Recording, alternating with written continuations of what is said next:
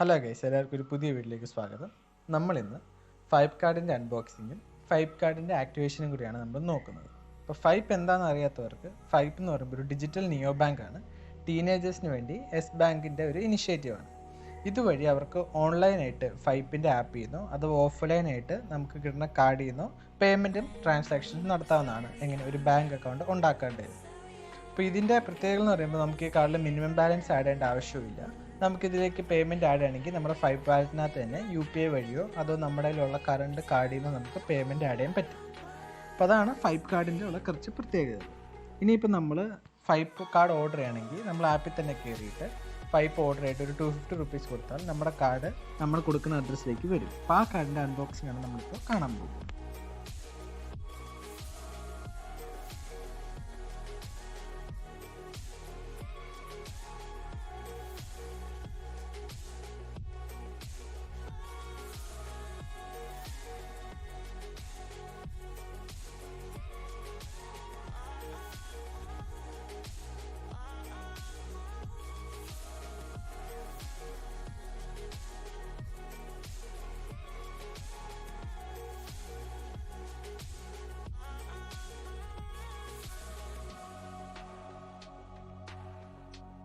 അപ്പോൾ അതായിരുന്നു നമ്മുടെ അൺബോക്സിങ്. നമുക്ക് ഈ അൺബോക്സിങ് നമുക്ക് ഇമ്പോർട്ടായിട്ട് വേണ്ടത് നമ്മുടെ ഫൈപ്പ് കാർഡ് പ്രിൻറ്റ് ചെയ്ത് തന്നിരിക്കുന്ന ആക്ടിവേഷൻ കോഡാണ് നമുക്ക് വേണ്ടത്.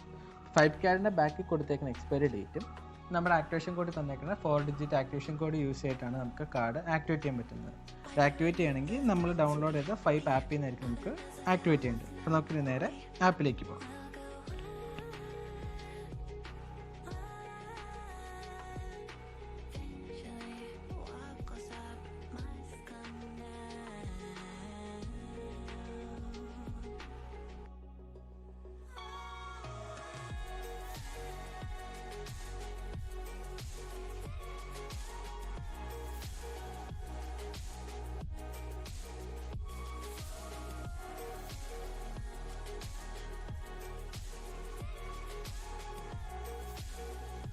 ഇനിയിപ്പോൾ എങ്ങനെ ഒരു അക്കൗണ്ട് സ്റ്റാർട്ട് ചെയ്യുമെന്ന് നോക്കാം.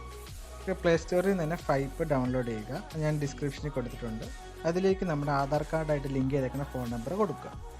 അപ്പോൾ തന്നെ നമുക്ക് നമ്മുടെ പേഴ്സണൽ ഡീറ്റെയിൽസ് ഫില്ല് ചെയ്യാനുള്ള പേജസ് വരും. നമ്മുടെ name, age, date of birth ഒക്കെ ആഡ് ചെയ്യുക. എന്നിട്ട് നമുക്ക് താഴെ ആക്ടിവേറ്റ് അക്കൗണ്ട് എന്ന് കൊടുക്കുമ്പോൾ നമുക്ക് ബാങ്കിൽ നിന്ന് ഒരു OTP കോഡ് വരും. നമുക്കത് അടിച്ചു കൊടുക്കുക.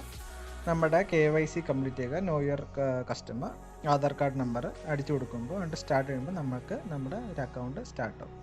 നിങ്ങൾക്ക് ഫൈപ്പ് ഡൗൺലോഡ് ചെയ്യാൻ വേണ്ടി ഞാൻ ഡിസ്ക്രിപ്ഷനിൽ ലിങ്ക് കൊടുത്തിട്ടുണ്ട്. നിങ്ങൾക്ക് ആ ലിങ്ക് സെലക്ട് ചെയ്തിട്ട് ഫൈപ്പ് പ്ലേ സ്റ്റോറിൽ നിന്ന് ഡൗൺലോഡ് ചെയ്യുന്നതാണ്. Thank you.